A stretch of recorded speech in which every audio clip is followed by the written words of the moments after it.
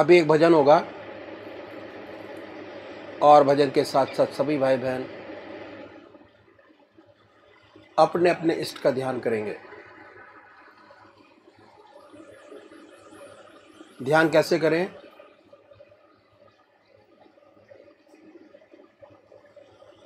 अखिल भारतीय संत मत सत्संग की तरीकत मैं आपके सामने रखता हूं।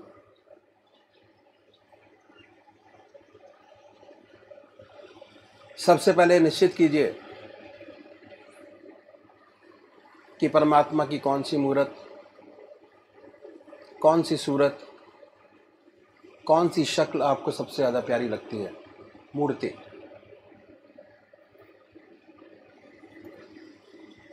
किसी से पूछने की ज़रूरत नहीं, अपनी आत्मा से प्रश्न कीजिए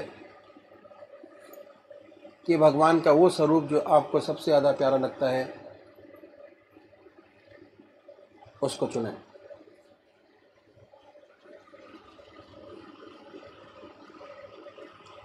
उसके बाद किस नाम से आप उनको याद करेंगे उसको भी चुने। मंत्र तो क्या हुआ, दो चीज़ आपने चुनी, एक अपना इष्ट देव और एक मंत्र। उसके बाद पूजा के स्थान पर जाइए, जिस स्थान पर बैठे हैं, जिस आसन पर बैठे हैं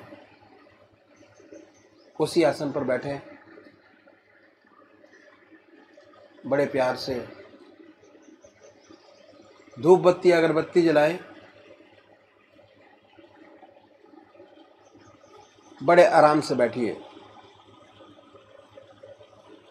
और बैठने के बाद ये महसूस कीजिए कि आपका इष्ट शरीर आपके सामने विद्यमान है।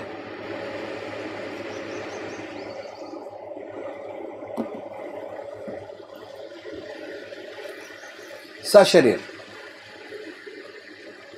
भावना से अपने इष्ट को अपने सामने बनाए। बड़ी बड़ी आंखें हैं, गोल चेहरा है, जटाएं हैं,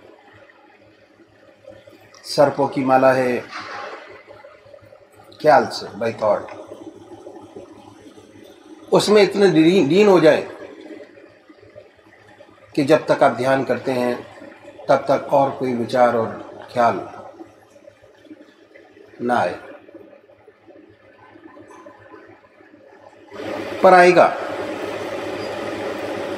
उन विचारों को हटाएं, फिर अपने इष्ट देव की मूर्त अपने सामने बनाएं।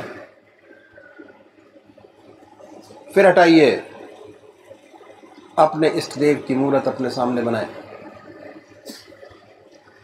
जो मंत्र आपका है उसको उच्चारित होते सुनिए कि हमारे हृदय से हमारे इष्ट का नाम निकल रहा है और हम सुन रहे हैं।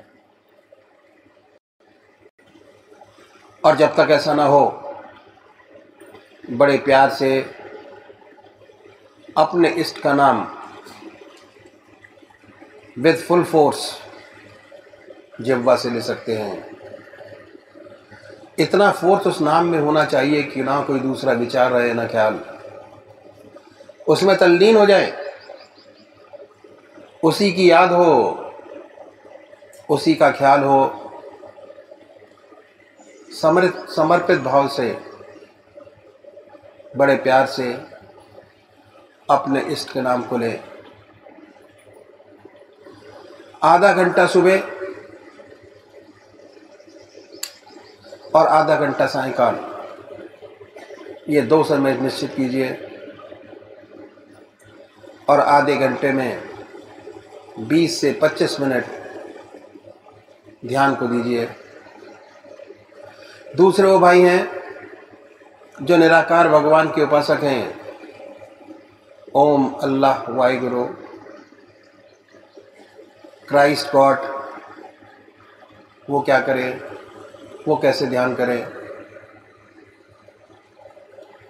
बड़े आराम से बैठिए, बड़े प्यार से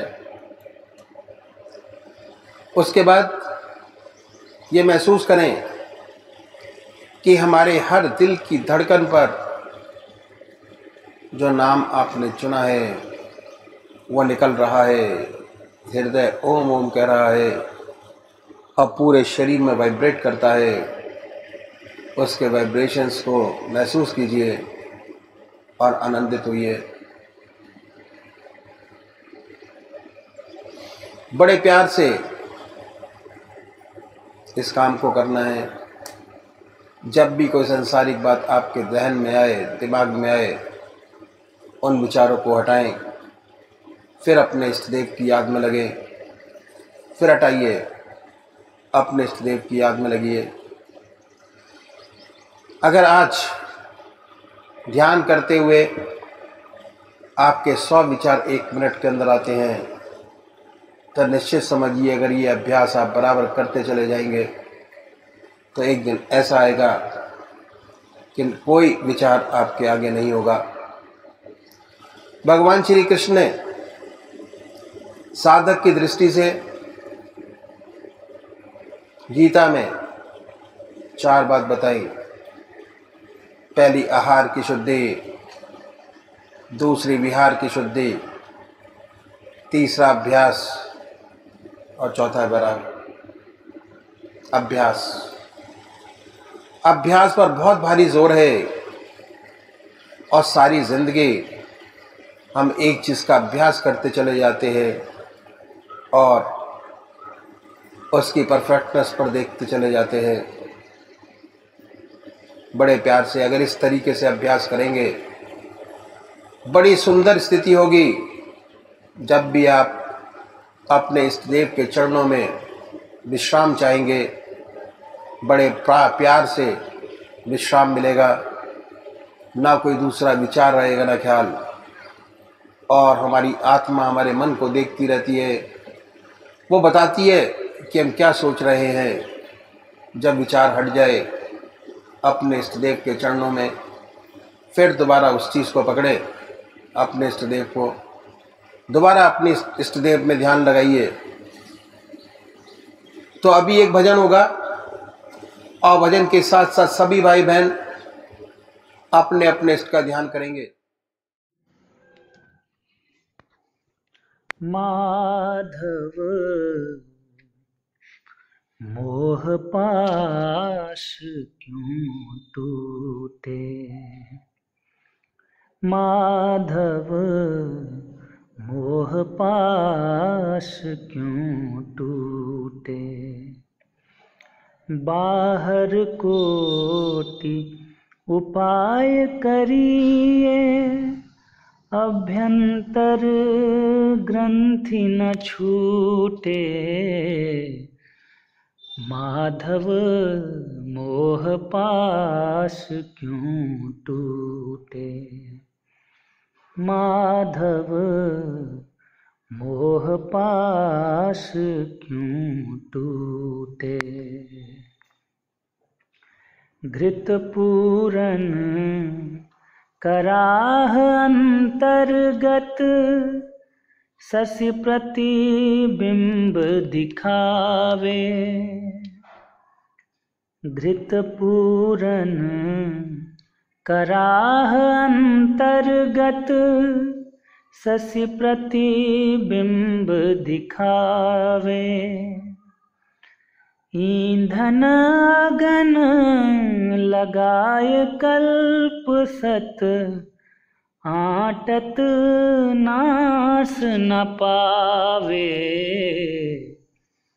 माधव मोह पाश क्यों टूटे, माधव मोह पाश क्यों टूटे।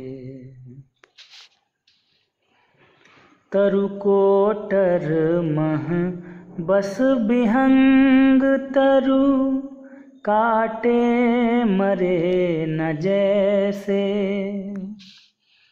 तरु कोटर मह बस विहंग, तरु काटे मरे न जैसे। साधन करिय विचारहीन मन, शुद्ध होई नहीं तैसे। माधव मोह पाश क्यों टूटे, माधव मोह पाश क्यों टूटे। अंतर मलिन विषय मन अति तन, पावत करिय पखारे। अंतर मलिन विषय मन अति तन, पावत करिय पखारे। भरई न उरग अनेक जतन, बल्मीक विविध विधि मारे। माधव मोह पाश क्यों टूटे, माधव मोह पाश क्यों टूटे। तुलसीदास हरि गुरु करुणा बिनु, विमल विवेक न होई। तुलसीदास हरि गुरु करुणा बिनु, विमल विवेक न होई। बिनु विवेक संसार घोर निधि, पार ना पावे कोई। माधव मोह पाश क्यों टूटे, माधव मोह पाश क्यों टूटे। बाहर कोटि उपाय करिए, अभ्यंतर ग्रंथि न छूटे। बाहर कोटि उपाय करिए, अभ्यंतर ग्रंथि न छूटे। माधव मोह पाश क्यों टूटे, माधव मोह पाश क्यों टूटे।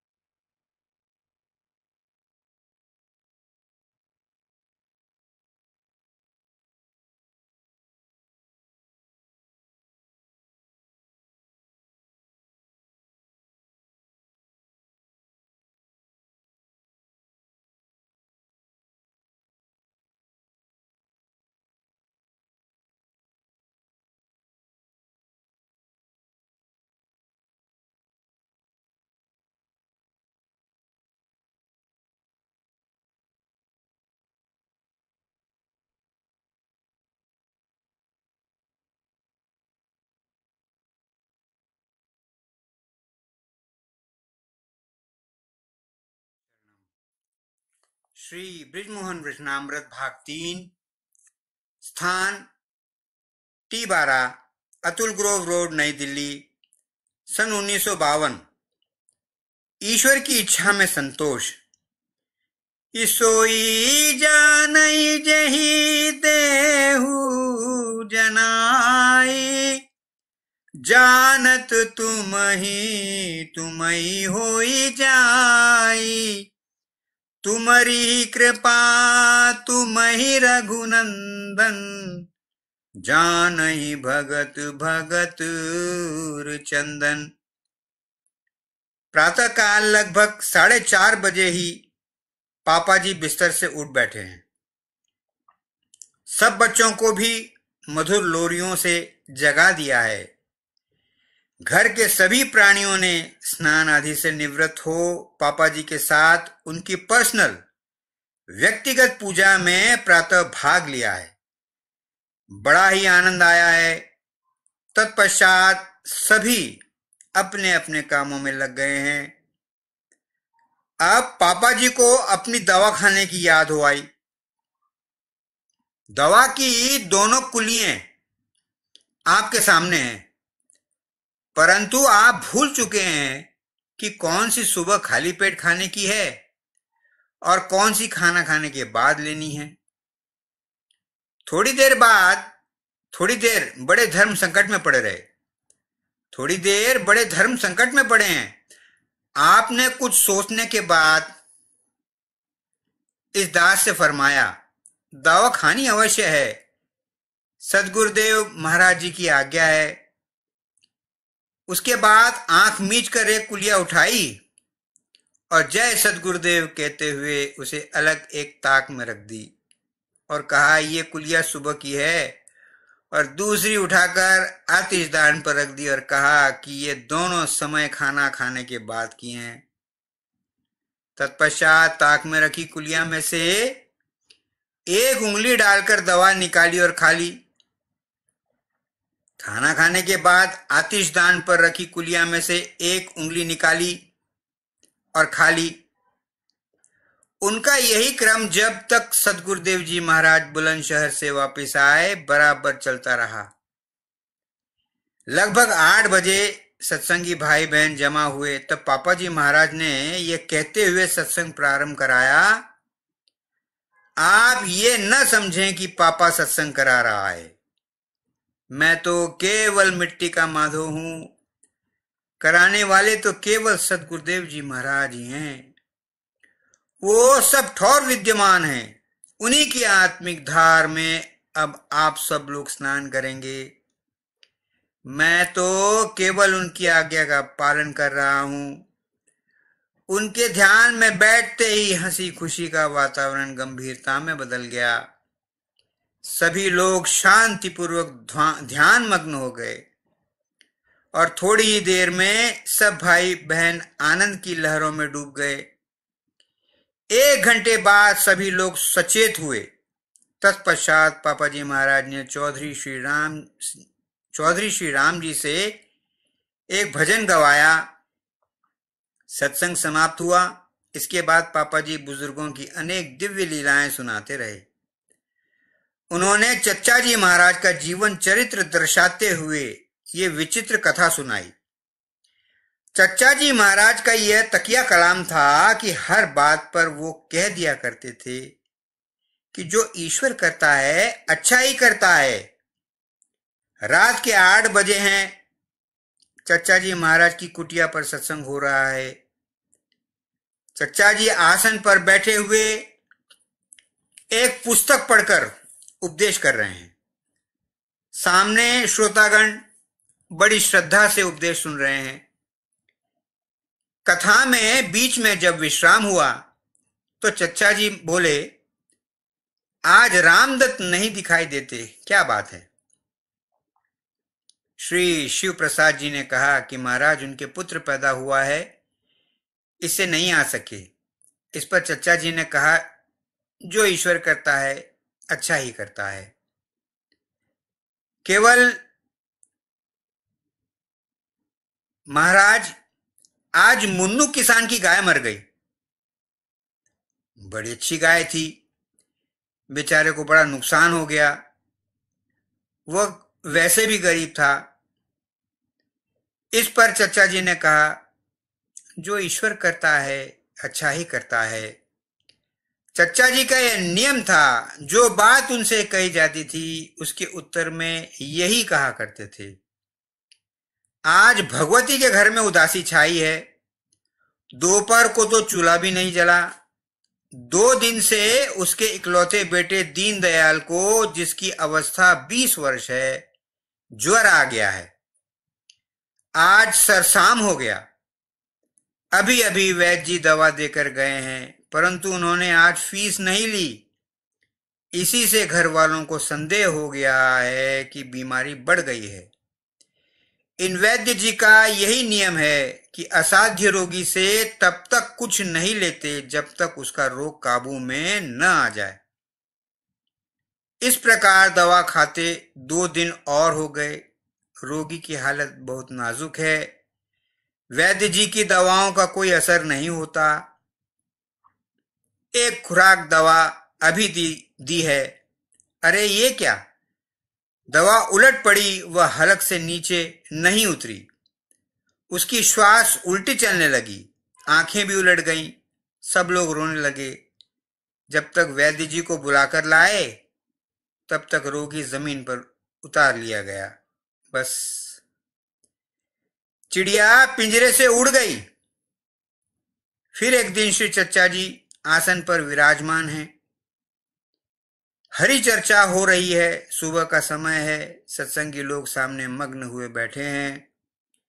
एक आदमी मैले फटे कपड़े पहने बहुत ही उदास मतवाला सा चला आ रहा है। आने पर चचा जी ने पूछा, आओ भाई भगवती, ईश्वर की कृपा से अच्छे तो हो? इस पर भगवती ने उत्तर दिया कि पैरों पर गिरकर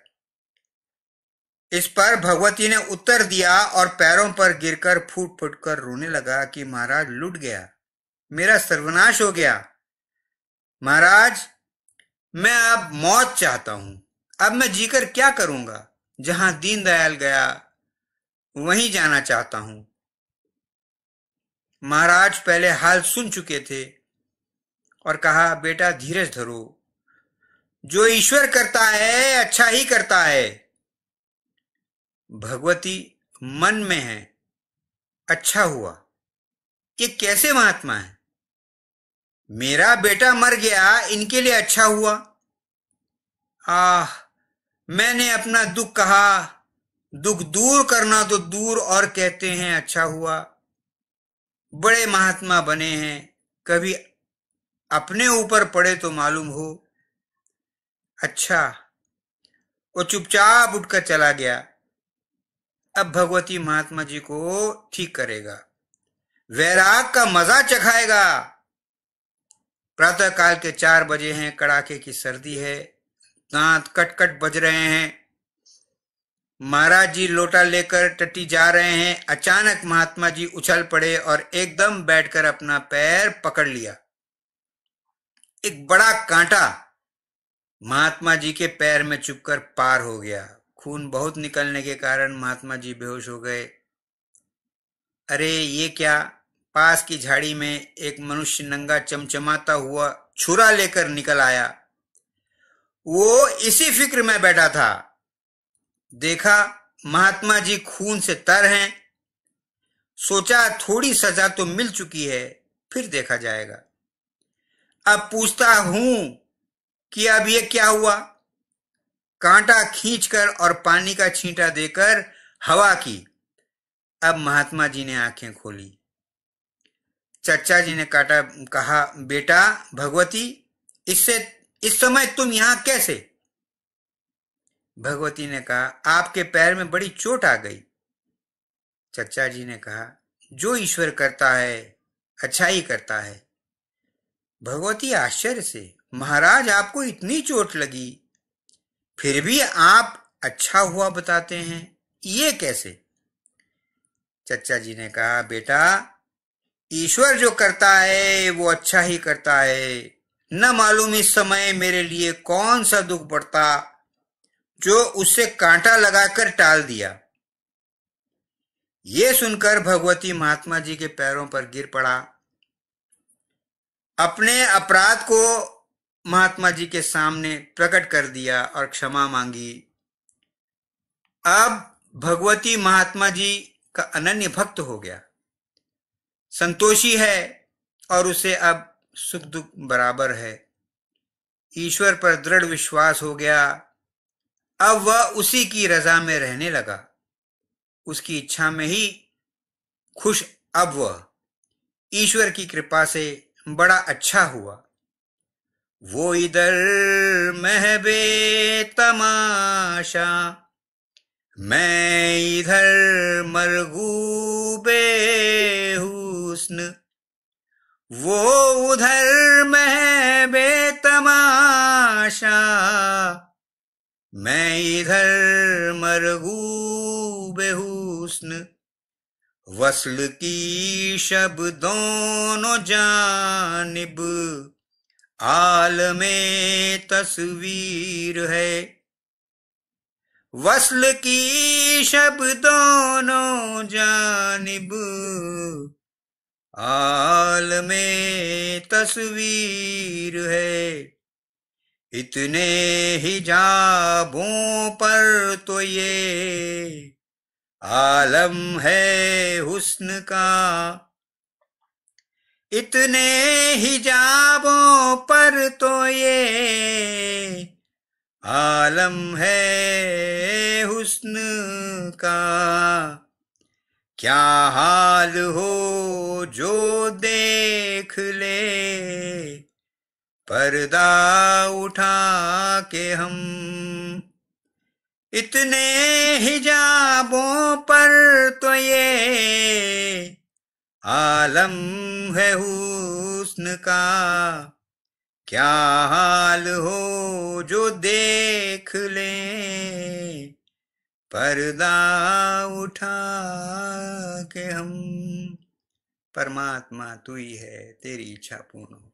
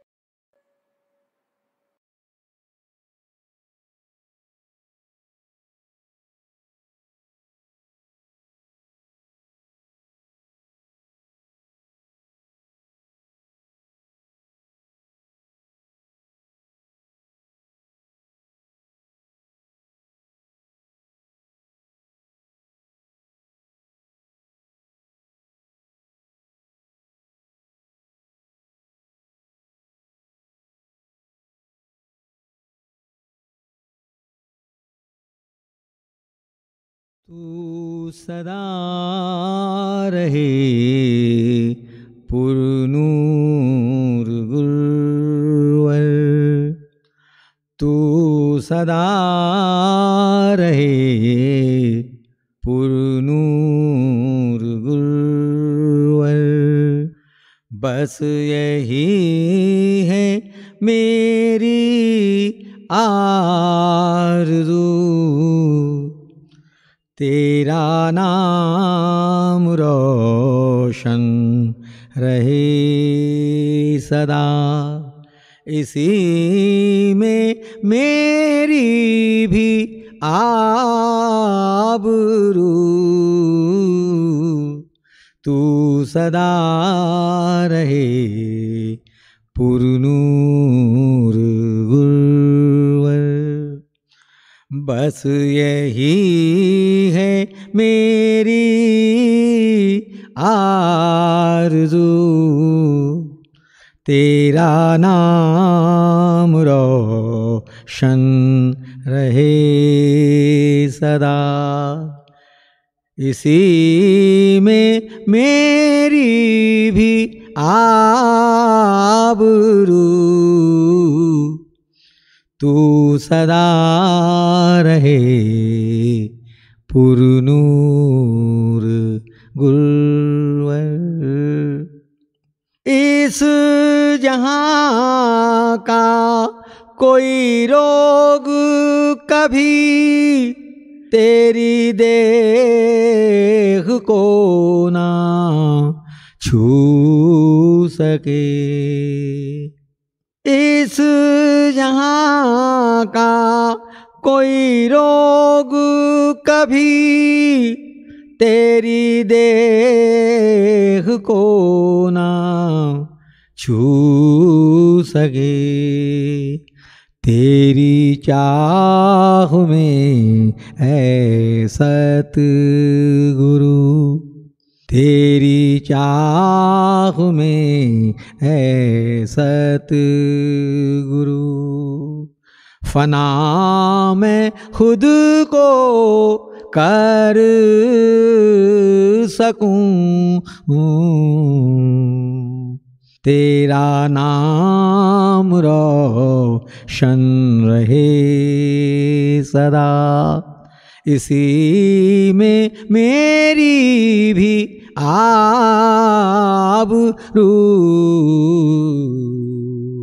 तू सदा रहे पुरनूर गुरुवर।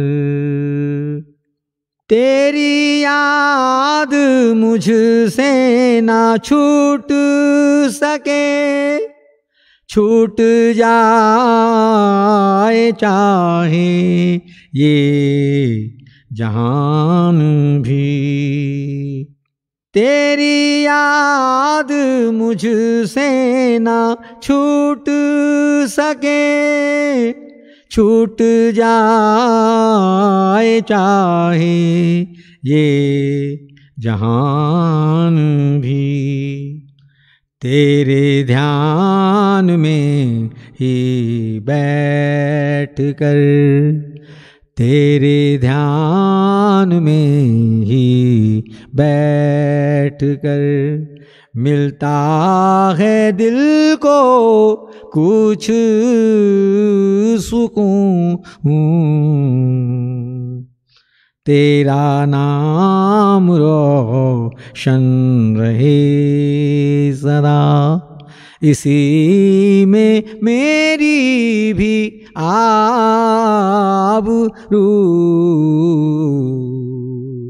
तू सदा रहे पुरनूर गुरुवर। बस यही है मेरी आरज़ू, तेरा नाम रोशन रहे सदा। इसी में मेरी भी आबरू,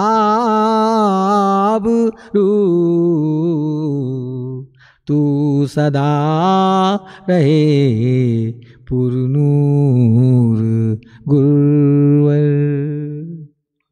मुझे मान की ना चाह हो, ऐसा कुछ कर दीजिए। मुझे मान की ना चाह हो, ऐसा कुछ कर दीजिए। खोया रहूं तेरी याद में, खोया रहूं तेरी याद में, बस यही हो मेरी जुस्तजू। तेरा नाम रोशन रहे सदा, इसी में मेरी भी आबरू।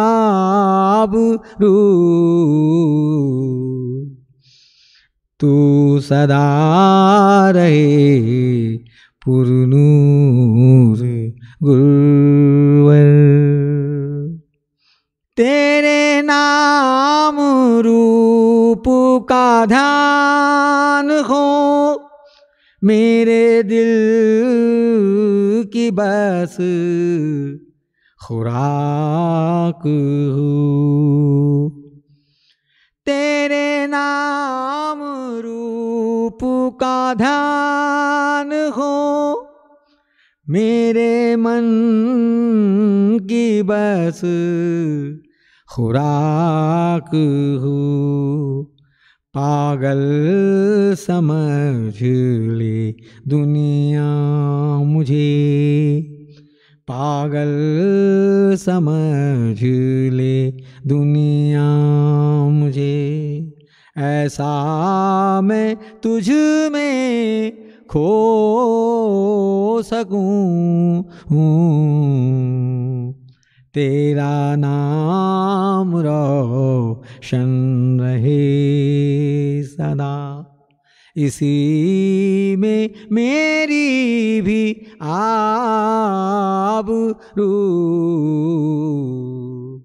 तू सदा रहे पुरनूर